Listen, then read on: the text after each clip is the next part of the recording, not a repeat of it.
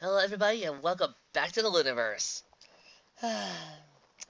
3 whole years of doing this series, and I know that the anniversary was technically on the 19th, but as I said last week, I was kind of in Washington at the time. Great experience, by the way, pure awesome. So I kinda missed it, but I've resolved myself that every time I've missed one of my anniversaries, I would actually make up for it the next day. So here we are, ready to make up for an awesome anniversary for a fun and awesome series that I've had the pleasure of doing for the past 3 years.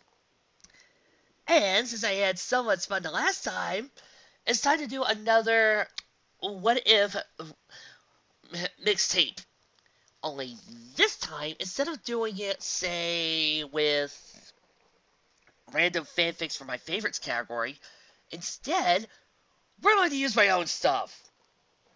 But Greg, don't some of these stories involve exclusively with the main six?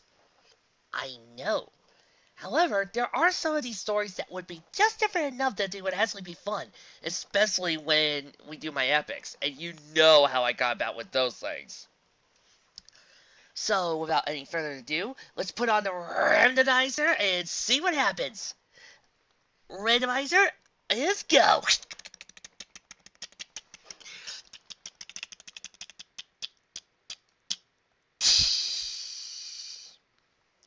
And first up is Friendship is Eternal. Randomizer, that's cheating. That's the first fic I submitted on this site. Oh well, let's do this.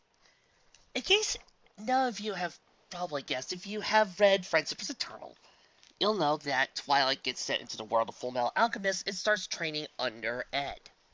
Well, since there was a little tiny omake along with it, and you could probably guess what happened in the Lunaverse. Instead of Twilight learning under Ed, Trixie learns under Russell Tringham. And Trixie goes off on a long adventure with him, even learning how she is more than she thinks she is, and learning how to grow in her own skills and how to become a better person. Meanwhile, Trixie, of course, had to probably save, let's say, Ditzy. They go off on a journey to try to save her. And instead of encountering a city full of only unicorns, this time they encounter a city only of Pegasi. And they try to go through that same adventure and try to move on. Pretty soon, both of them lead to a happier ending for the both of them. Okay, randomizer, what's next you got for me?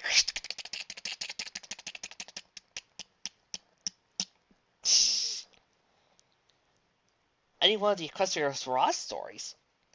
That's cheating, and you know it. But, this randomizer gets a little funny sometimes. But, for the Equestrian Ross stories, I'll get back to you on that. You'll have to see that released. Next!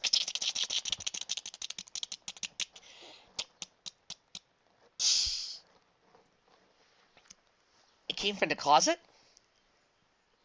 Well, okay.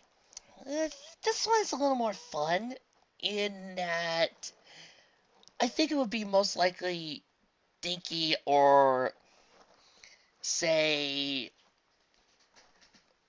Snails who probably would be in the Twilight role. In this case, yeah, it would probably be Snails who keeps waking up Raindrops, trying to get her to come out, saying that he keeps hearing noises in his bedroom. He keeps hearing this slow, utterly growling. And the first thing they see is one of his insects. The next time they see another one of his insects. Then the next time, Raindrops opens the closet door. And out steps this monster. And of course, Raindrops is ready to punch him. And he goes, "Would you mind getting me home? It was scary in there. All those bugs and little insects and creepy crawlies. It scared me." To which Raindrops just rolls her eyes and says sure, and takes him home. After all, nobody's scared. Nobody can take on that type of monster.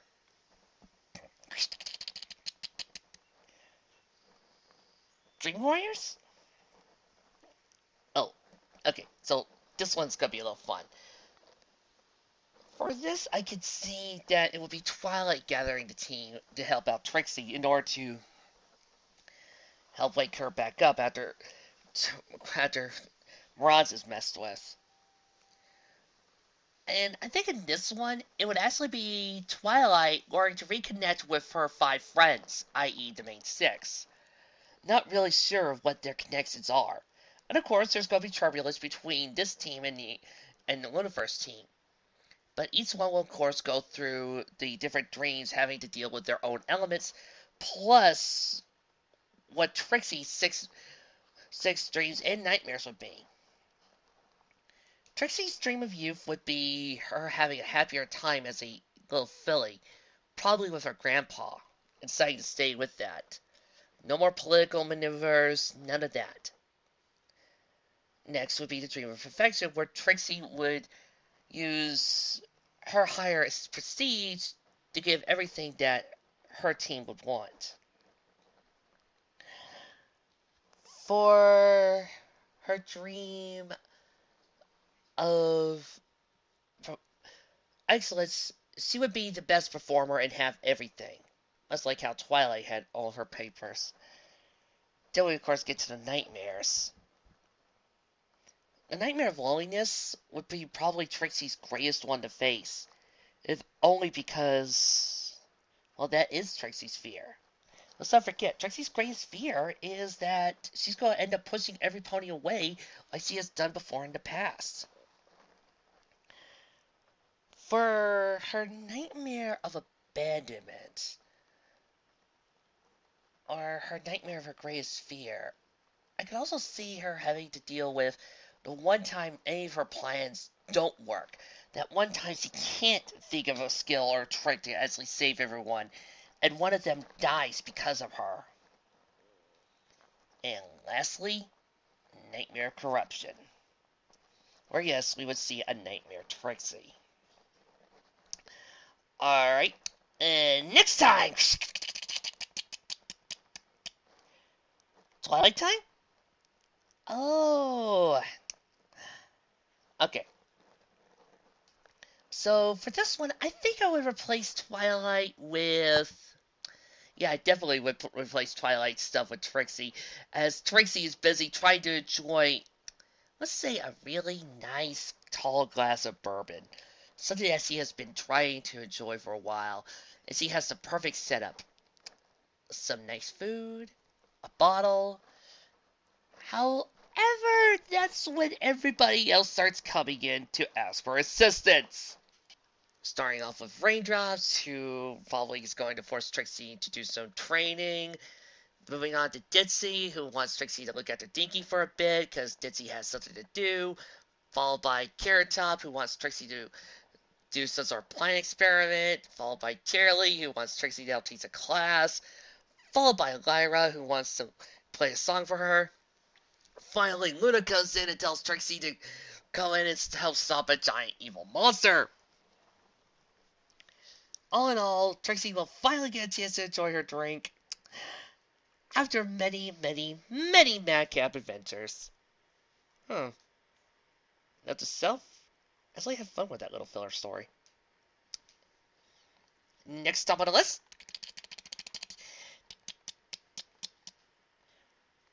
Ponyball Z. No, no, no, we are not going to use what is just basically one of my old fics turned into an April Fool's gag. I would like to think that this audience is smarter than that. So, next.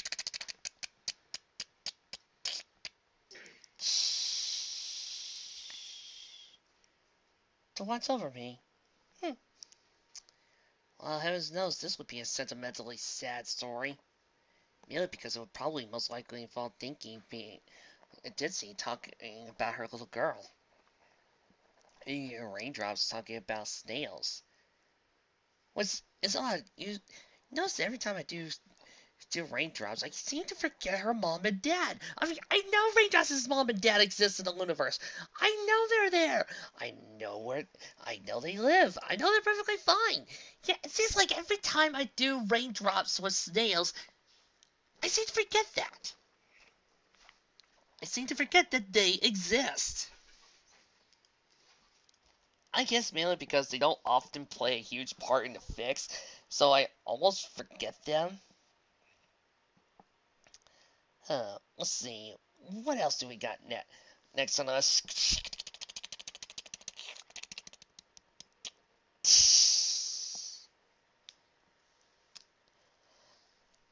And season 2 for the finale.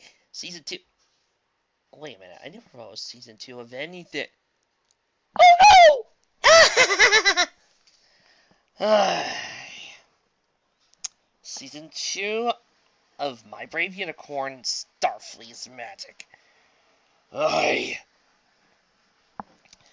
Okay, so yeah, we'll probably end this one with the revelation that Celestial and Luna get to have twins because Mike and Ken never have a couple get married and only have one child. No. They have to be twins because that only makes sense. That's the only type of babies you can have, really.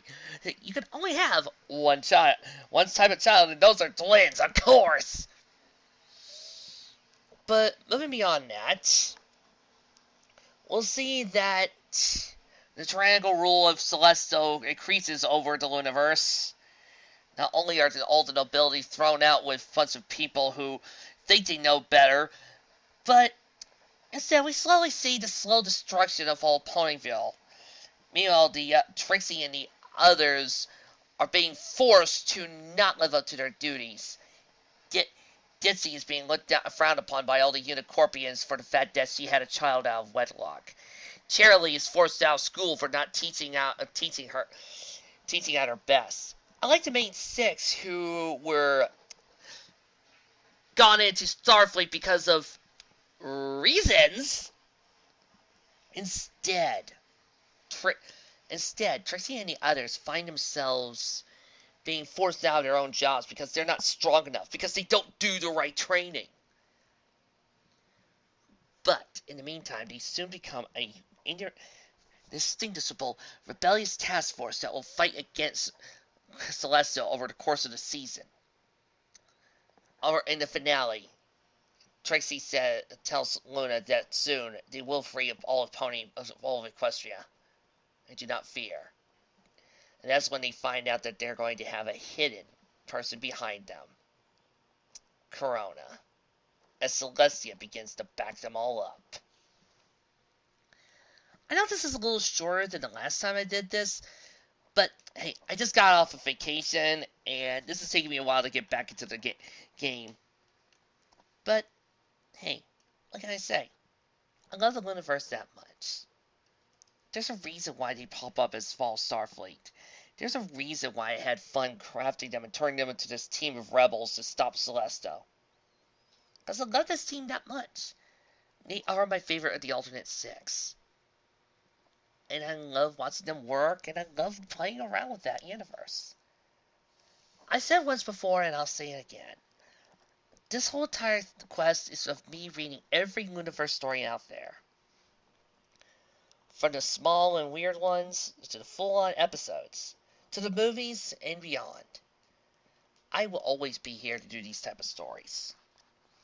Heck, maybe even if suddenly the Lunaverse decides to stop, which I doubt, maybe even I'll bring in the whole entire episodes for myself, and I'll bring out those type of stories.